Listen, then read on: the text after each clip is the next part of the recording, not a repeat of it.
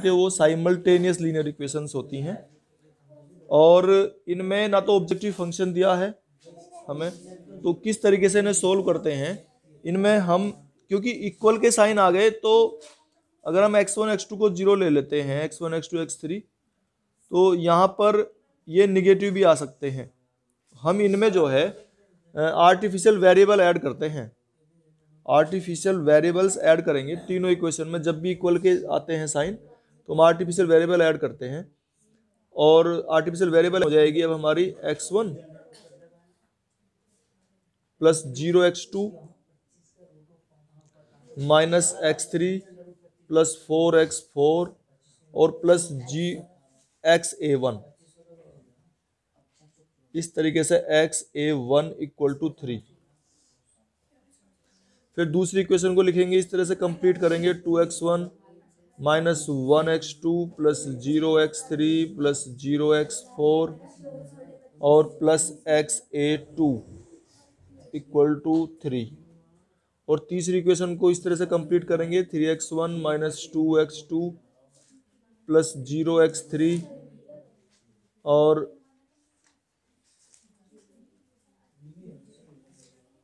3x1 minus 2x2 plus 0x3 minus 1x4 और plus xA3। इसमें एक आर्टिफिशियल वेरिएबल इसमें भी ऐड करेंगे हम। तो इस तरह से हम इनमें आर्टिफिशियल वेरिएबल ऐड करते हैं और एक objective function, dummy objective function कहा है उसे, वो मैक्सिमम z इक्वल टू यहाँ पे लिखते हैं हम 0x1 plus 0x2 plus 0x3 plus 0x4। इन सब के कोफिशिएंट तो हम ले लेते हैं 0 और जो हमारे आर्टिफिशियल वेरिएबल हमने लिए हैं इन्हें कोफिशिएंट ले लेंगे -1 xA1 -1 xA2 और -1 xA3 इक्वल टू बस ये। तो यहाँ इस तरीके से हम इसे कंप्लीट करते हैं और वैसे ही फिर टेबल बनानी है इसकी, वैसे ही इसे सोल्व कर लेना है हमें इनवर्स।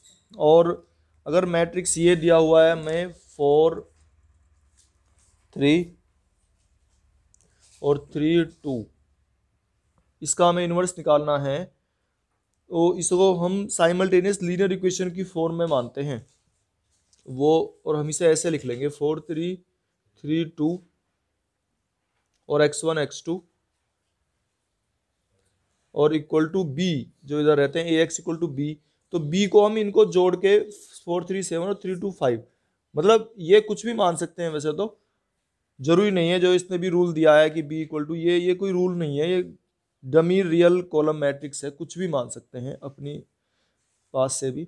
अब ये इक्वेशन जो बनेगी क्या बनेगा, ये देखो 4x1 plus 3x2 equal to 7 और दूसरी इक्वेशन बनेगी 3x1 plus 2x2 equal to 5। ये दो इक्वेशन बन गई और इसमें जो है हम एक आर्टिफिशियल वेरिएबल xA1 ऐड कर लेंगे और एक इसमें इसी तरीके से xA2 एक आर्टिफिशियल वेरिएबल ऐड कर लेंगे। और अब इसे कंप्लीट भी करेंगे तो 0xA2 लिखेंगे और इसे प्लस 0xA1 लिख लेंगे। इस तरह से कंप्लीट हो जाएंगी और फिर हम सिंप्लेक्स टेबल बना लेंगे, उस तरीके से सोल्व करेंगे जैसे करते आ रहे हैं। और इसका जो ऑब्जेक्टिव फंक्शन है, एक ऑब्जेक्टिव फंक्शन तो लेना पड़ेगा हमें, तो मैक्सिमम z इक्वल टू क्या लेंगे 0x1 plus 0x2 minus 1xA1 minus 1xA2। इस तरीके से हम इसका ऑब्जेक्टिव फंक्शन मानते हैं और सिंप्लेक्स टेबल बनाते हैं, उसी तरीके से सोल्व करते हैं। और सोल्व करने के बाद जो हमारा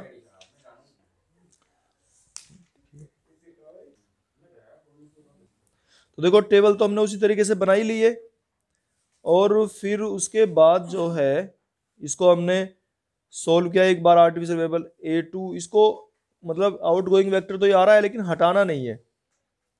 फिर इस तरह से A1 आउटगोइंग आ गया है ना, इसे लिख के हमने इसे सोल्व किया सारे को, लेकिन हटाने नहीं है ये। फिर हम लास्ट में जब पहुंचते हैं तो ये वेरिएबल इस तरह से आ गया 0 1 1 0, ये वेक्टर्स जो हैं 3 -2 -4 3 तो आ चुका है, तो ये इसका इन्वर्स निकल के आ गया 3 -2 -4 3। जो मैट्रिक्स था ना, आइडेंटिटी मैट्रिक्स जो पहले राइट में लिखा हुआ था 1 0 0 1, अब ये हमारा लेफ्ट में आ गया है और 3 - 2 - 4 3 ये इसका इन्वर्स आ जाता है। तो इस प्रकार से हम इन्वर्स निकालते हैं। ये तरीका हमारा इन्वर्स निकालने का है।